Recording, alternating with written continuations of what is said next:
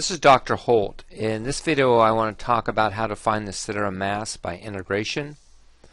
What I've done is I have set up two functions. I have y is equal to x cubed. It is the lower function as I go from x equals 0 to x equals 1 and from y equals 0 to y equals 1. The upper function here is going to be the square root of x. What I'm going to do is I'm going to try to find out where the centroid occurs of this area here.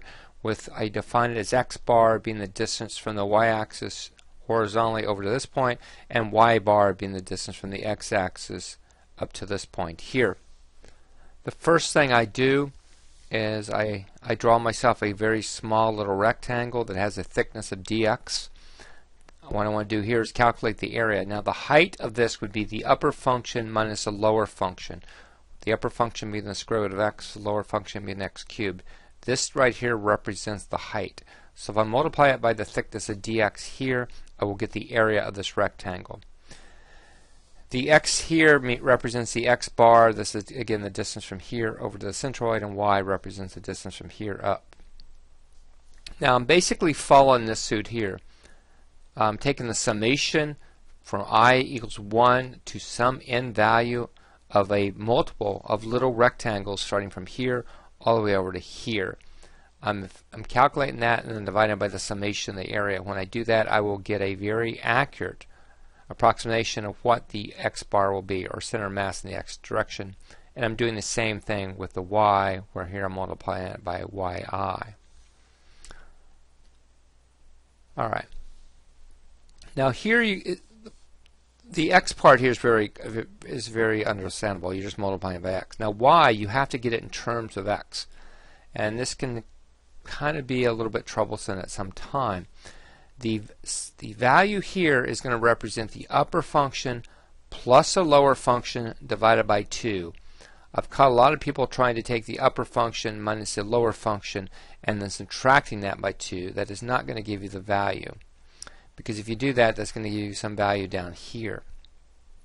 You just want to average these two together. That'll give you a value in the middle. So set your problem up just like this for any type of problem that you face, and then the next step is just going to be setting up the integral. So x bar is going to represent the integral from 0 to 1, those being x values, of x times the area.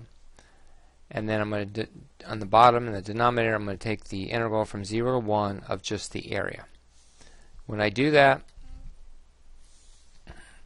I will go ahead and distribute the x across the top. Set up this. Now I'm ready to integrate.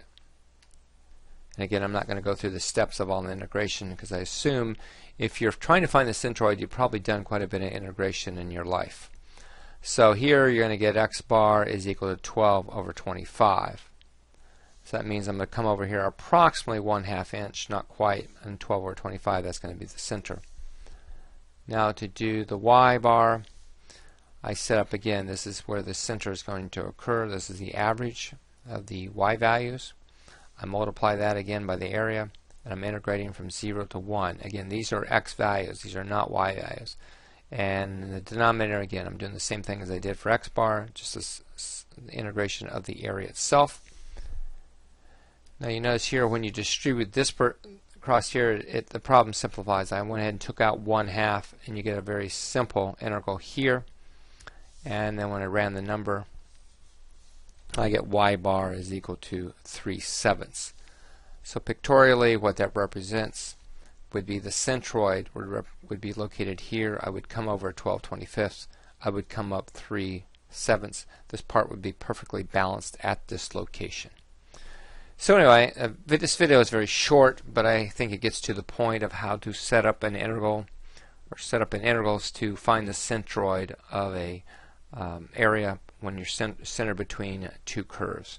And again, you can get more complex problems like with functions, get in trig types functions. Again, just set it up this way and just follow along with this approach, and you should get the answer just fine. Alright, best of luck.